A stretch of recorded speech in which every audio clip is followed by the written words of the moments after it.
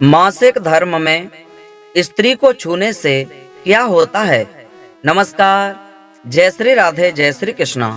दोस्तों, आइए आज की वीडियो के माध्यम से हम जानेंगे कि मासिक धर्म में स्त्री को यदि हम छूते हैं, स्पर्श करते हैं तो हमें क्या होता है। मासिक धर्म के दौरान कौन से कार्य स्त्री को नहीं करने चाहिए। दोस्तों, एक बार माता लक्ष्मी भगवान विष्णु क्षीर सागर में शेषनाग की सैया पर विश्राम कर रहे थे। तभी देवी लक्ष्मी भगवान विष्णु से पूछती हैं, हे प्रभु, आज मेरे मन में एक शंका उत्पन्न हो रही है। क्या आप मेरी इस शंका का समाधान कर सकते हैं। भगवान विष्णु कहते हैं, हे प्रिय, तुम्हारे मन में जो भी शंका हो रही है, आप निसंकोच होकर के पूछो, मैं तुम्हारी सभी शंकाओं का समाधान अवश्य ही करूंगा। दोस्तों, माता लक्ष्मी कहती हैं, हे प्रभु, किस श्राप के कारण स्त्रियों को मासिक धर्म की पीड़ा सहन करनी पड़ती है। और मेरा दूसरा प्रश्न है, प्रभु, एक रजस्वला स्त्री को कौन से कार्य नहीं करने चाहिए। दोस्तों, माता लक्ष्मी भगवान विष्णु से ये प्रश्न करती हैं। तब कहा माता लक्ष्मी ने, स्त्री को कौन से कार्य नहीं करने चाहिए जिससे उन्हें पाप लगता है। भगवान विष्णु कहते हैं, हे देवी, आज तुम्हारे मन में जो भी शंकाएं हैं, उन सभी शंकाओं को मैं दूर करूंगा। और तुमने एक मानव जाति के कल्याण के लिए बहुत ही उत्तम प्रश्न किया है। तुम्हारे इस प्रश्न को भली भांति मैं समझ चुका हूं और उत्तर दूंगा। सुनिए, देव शर्मा की इस प्राचीन कथा से आपको आपका उत्तर प्राप्त हो जाएगा। इस महान कथा का श्रवण करने मात्र से सारे पापों का नाश होता है। जो भी पति पत्नी इस कथा को ध्यान पूर्वक सुनते हैं, उन्हें सौभाग्य की प्राप्ति होती है। इसलिए हे देवी, आप भी इस कथा को ध्यान पूर्वक सुनिए। देवी लक्ष्मी कहती हैं, हे प्रभु, यह देव शर्मा कौन थे, उनका आचार विचार कैसा था। मैं इस कथा को अवश्य ही सुनना चाहती हूँ। कृपया आप इस कथा को मुझे विस्तार से समझाइए। ध्यान पूर्वक मैं कथा को श्रवण करूंगी। भगवान विष्णु कहते हैं, हे देवी, पूर्व काल की बात है। मध्य देश में एक अत्यंत शोभायमानी नगरी थी। उस नगरी में देव शर्मा नाम के एक ब्राह्मण रहा करते थे। देव शर्मा को समस्त शास्त्रों और वेदों का ज्ञान था। वह परम बुद्धिमान, गुणवान तथा धर्म कार्य में तत्पर रहा था। सभी वर्गों के लोग उन्हें बड़ा सम्मान देते थे। वे प्रतिदिन यज्ञ, दान, धर्म तथा संध्या उपासना किया करते थे। वे पशुपुत्र, बंधु बांधव तथा धन संपत्ति से संपन्न थे। किसी भी चीज की कोई कमी नहीं थी। दोस्तों, देव शर्मा की पत्नी का नाम भगना था। वह भी अत्यंत चरित्रवान, गुणवान तथा पतिव्रता धर्म का पालन करने वाली स्त्री थी। फिर एक दिन देव शर्मा ने अपने घर पर सत्यनारायण की पूजा रखी और सभी ब्राह्मणों को स्वयं जाकर निमंत्रण दिया। नगर में निवास करने वाले समस्त मनुष्यों को उसने पूजा के लिए तथा भोजन के लिए बुलाया। फिर पूजा के दिन समस्त ब्राह्मण उसके घर पर पधारे। देव शर्मा ने सभी ब्राह्मणों का विधि पूर्वक पूजन किया और उनका आदर सत्कार किया। फिर उसने सभी ब्राह्मणों को घर के अंदर बुलवाया और सुंदर आसन देकर उन्हें बिठाया। मिष्ठान भोजन कराया। ब्राह्मणों को भोजन कराने के बाद उसने भगवान का स्मरण करते हुए सभी को वस्त्र आदि का दान करके विदा किया। वे सभी ब्राह्मण देव शर्मा को आशीर्वाद देकर वहां से चले गए। दोस्तों, उसके बाद उसने अपने परिवार, बंधु बांधव तथा अनेक दान और भूखे लोगों को भोजन करवाया। इस प्रकार से सभी को भोजन कराकर और पूजा संपन्न करके जब वह ब्राह्मण अपने घर के द्वार के सामने खड़ा रहा, तब उसने देखा कि उसके घर के सामने एक कुतिया और बैल बात कर रहे थे। उस ब्राह्मण ने उस कुतिया और बैल की पूरी बात सुनी तो उसे बड़ा आश्चर्य हुआ। वह कुतिया और बैल उसके माता पिता ही थे, जो पिछले जन्म के पाप के कारण इस जन्म में कुतिया और बैल बन गए थे। दोस्तों, तब वह ब्राह्मण मन ही मन सोचने लगा, यह दोनों तो साक्षात मेरे माता पिता ही हैं, जो मेरे घर पर पशु बनकर आए हैं। किस कारण से इन दोनों को प्राणियों का शरीर प्राप्त हुआ, पशु प्राणियों का शरीर प्राप्त हुआ। अब इनके उद्धार के लिए मैं क्या करूं? इस प्रकार विचार करते हुए उस ब्राह्मण को रात भर नींद नहीं आई और वह रात भर भगवान का स्मरण करते हुए सोच विचार करने लगा। उसने सोचा, मेरे माता पिता की मुक्ति का उपाय केवल मुनि वशिष्ठ जी ही बता सकते हैं।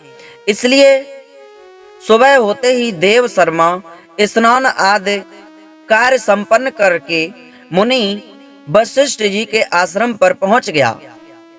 आश्रम पर आते ही मुनि वशिष्ठ जी ने देव शर्मा का स्वागत किया। वशिष्ठ जी कहने लगे, ब्राह्मण श्रेष्ठ, आज किस कारण से आपका हमारे आश्रम में आगमन हुआ है? आप दुखी दिखाई पड़ रहे हो। आपके दुख का कारण क्या है? बताओ। देव शर्मा कहता है, हे मुनिवर, आपको प्रणाम है। आपके दर्शन से आज मेरा जन्म सफल हुआ है। हे मुनीश्वर, आज मैं आपके पास एक शंका लेकर आया हूँ। कृपया आप ही मुझे इस दुख से बाहर निकाल सकते हैं। मैं अत्यंत दुखी और दुर्बल हो गया हूँ। वशिष्ठ जी कहते हैं, हे ब्राह्मण, दुख ना करो। तुम्हारी जो भी शंका हो निसंकोच होकर के पूछो। मैं अवश्य तुम्हारी शंका का समाधान करूंगा। फिर देव शर्मा कहता है, हे मुनिवर, कल मैंने अपने घर पर भगवान विष्णु का पूजन किया तथा अनेक ब्राह्मणों को और भूखे लोगों को भोजन करवाया। विधि पूर्वक भगवान का पूजन किया। फिर मेरे द्वार पर एक कुतिया और एक बैल आ गया। दोनों मेरे घर के सामने खड़े होकर बात कर रहे थे। सबसे पहले कुतिया उस बैल से इस प्रकार से कहने लगी, हे स्वामी, आज जो घटना घटी उसे सुनिए। हमारे पुत्र के घर में ब्राह्मणों के भोजन के लिए जो दूध रखा था, एक सांप ने उस दूध बर्तन में अपना विष उगल दिया था, जिसे देख मुझे बड़ी चिंता होने लगी। उसी दूध से भोजन बनने वाला था।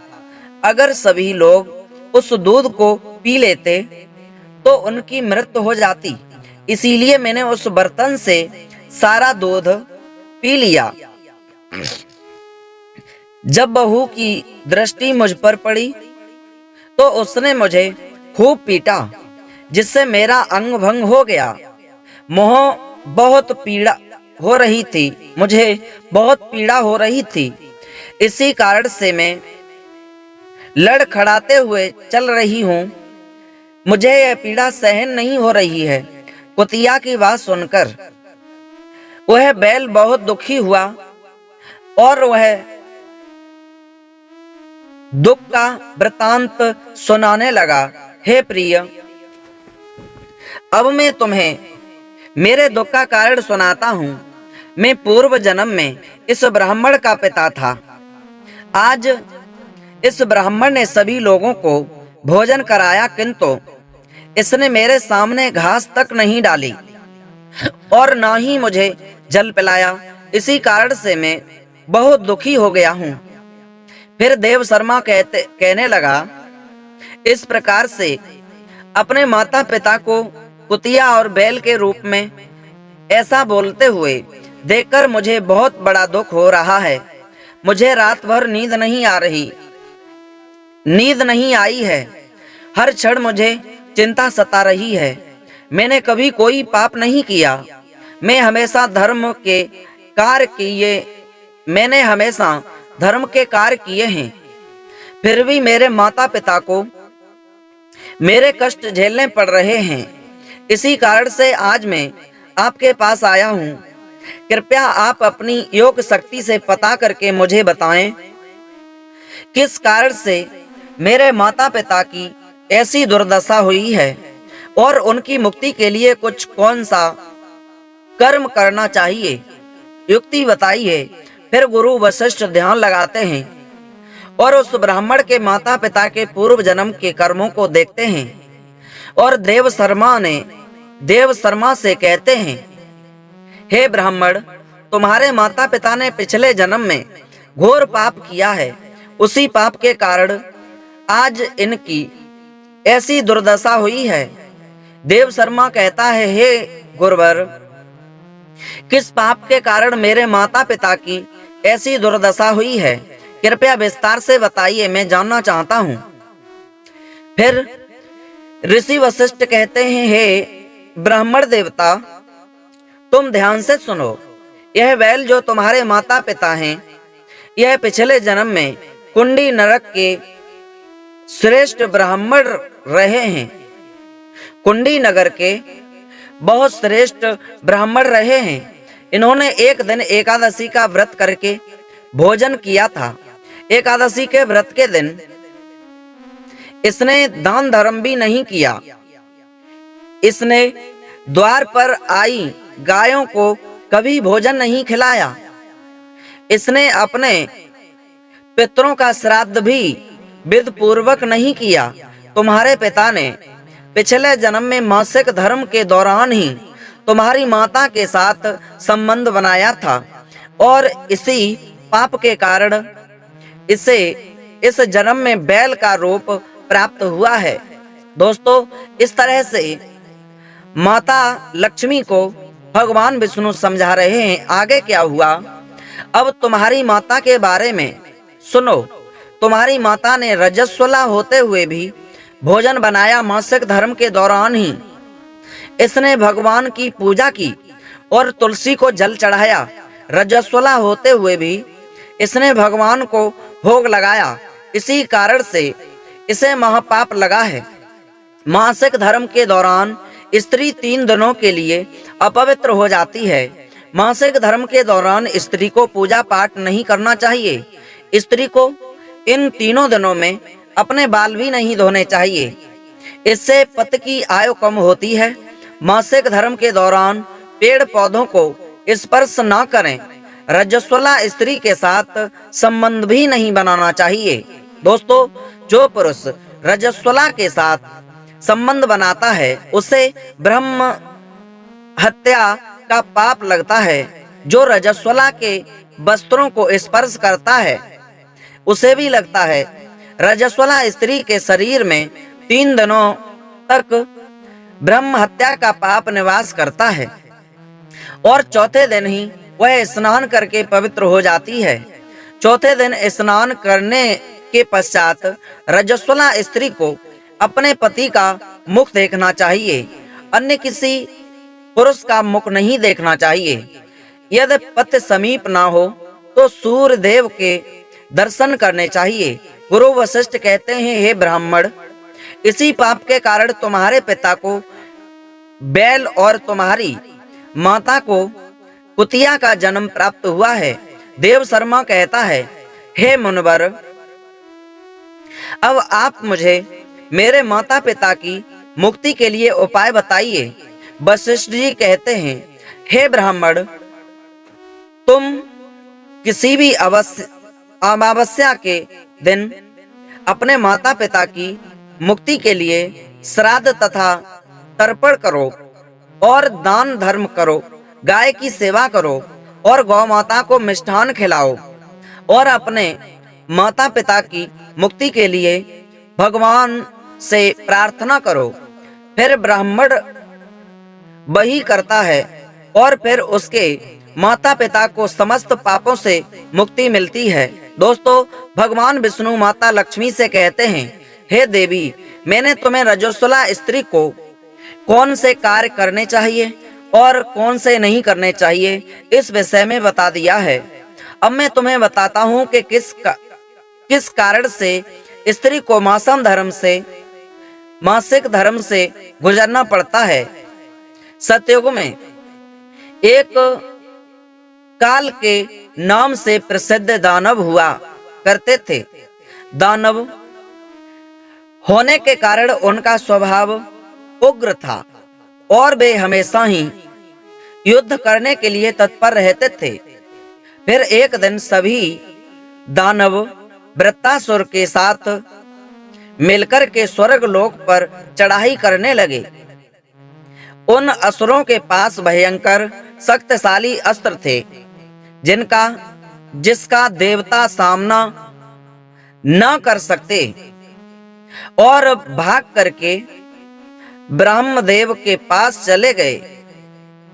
फिर ब्रह्मदेव ने उन्हें असुर को परास्त करने का उपाय बताते हुए कहा, हे इंद्र, तुम इसी क्षण महर्षि दधीच के पास जाओ।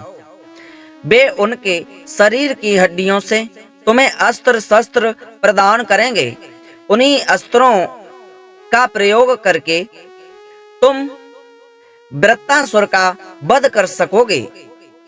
फिर सभी देवता महर्षि दधीच के आश्रम पर जाते हैं और उन्हें प्रार्थना करके अस्त्र प्रदान करने की विनती करते हैं। फिर संसार के कल्याण के लिए महर्षि दधीच अपने शरीर की हड्डियों से अस्त्र शस्त्र निर्माण करते हैं।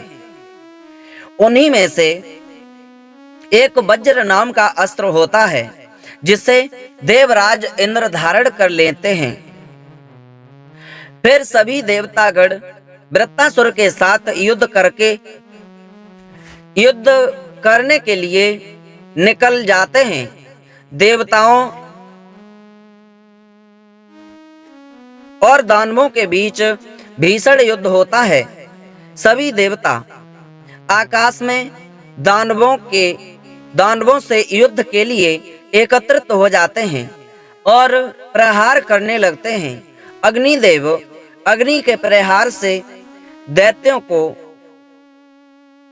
दग्ध करने लगते हैं। अग्नि के प्रभाव से दैत्यों का अंग जलने लगता है। फिर वरुण देव जल की वर्षा से दैत्यों को डुबा देते हैं।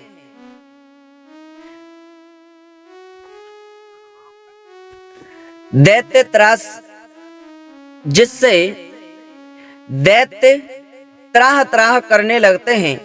अनेक दिनों तक इस प्रकार से दैत्य और देवताओं के बीच में भी भीषण युद्ध चलने लगता है। फिर देवराज इंद्र और त्रासु आमने सामने आ जाते हैं। दोनों के बीच भीषण युद्ध होता है और फिर देवराज इंद्र अपने वज्र का प्रहार करके वृत्तासुर को मार डालते हैं। उस दानव वृत्तासुर की मृत्यु होते ही उसके शरीर से ब्रह्म हत्या बाहर निकलती है और इंद्र का पीछा करने लगती है। फिर वह ब्रह्म हत्या इंद्र के शरीर में प्रवेश कर लेती है, जिससे इंद्र को ब्रह्म हत्या का पाप लगता है। देवराज इंद्र ब्रह्मदेव के पास जाते हैं और उनसे ब्रह्म हत्या से छुटकारा दिलाने के लिए कहते हैं। फिर ब्रह्मदेव उस ब्रह्म हत्या को इंद्र के शरीर से निकलने की आज्ञा देते हैं और वह ब्रह्म हत्या इंद्र के शरीर से बाहर निकलकर ब्रह्मदेव से कहने लगती है, हे परमपिता, अभी तक मैं वृत्तासुर के शरीर में निवास कर रही थी, क्योंकि उसने अनेक ब्रह्मा हत्या की थी। जब इंद्र ने उसकी हत्या की तो मैं इंद्र के शरीर में वापस वास करने लगी। अब आप ही मुझे कोई उचित स्थान दीजिए जहां पर मैं रह सकूं फिर ब्रह्मदेव कहते हैं, हे ब्रह्म हत्या, मैं तुम्हें उचित स्थान देता हूँ। फिर ब्रह्मदेव ने ब्रह्म हत्या के 4 भाग किए और कहा, हे ब्रह्म हत्या, तुम्हारा 1/4 भाग अग्नि के भीतर रहेगा। जो भी मनुष्य अग्नि को आहुति नहीं देगा, तुम उसके शरीर में प्रवेश कर लेना। तुम्हारा 1/2 भाग जल के भीतर रहेगा। जो भी जल में थूकेगा अथवा मलमूत्र का त्याग करेगा, तुम उसके शरीर में प्रवेश करोगी। फिर तीसरा 1/4 भाग पेड़ पौधों और वृक्षों के भीतर रहेगा। जो भी मनुष्य अकारण ही वृक्षों को काटेगा, उसे भी ब्रह्म हत्या का पाप लगेगा। फिर ब्रह्मदेव ने अप्सराओं को बुलाया और कहा, हे अप्सराओं, इस ब्रह्म हत्या का 1/4 तुम ग्रहण करो। अप्सराएं कहने लगी, हे प्रभु, आपकी आज्ञा से हम इसे ग्रहण करने के लिए तैयार हैं, किंतु हमें भी इससे मुक्ति का कोई उपाय बताइए। फिर ब्रह्मदेव कहने लगे, हे अप्सराओं, जो भी पुरुष रजस्वला स्त्री के साथ संबंध बनाएगा, उसके अंदर यह ब्रह्म हत्या प्रवेश कर जाएगी। इस प्रकार से ब्रह्म हत्या के 4 भाग हुए। एक अग्नि में, दूसरा जल में, तीसरा वृक्षों और चौथा स्त्रियों के अंदर प्रवेश कर गया। उसी ब्रह्म हत्या के भाग्य के कारण स्त्रियों को मासिक धर्म आता है।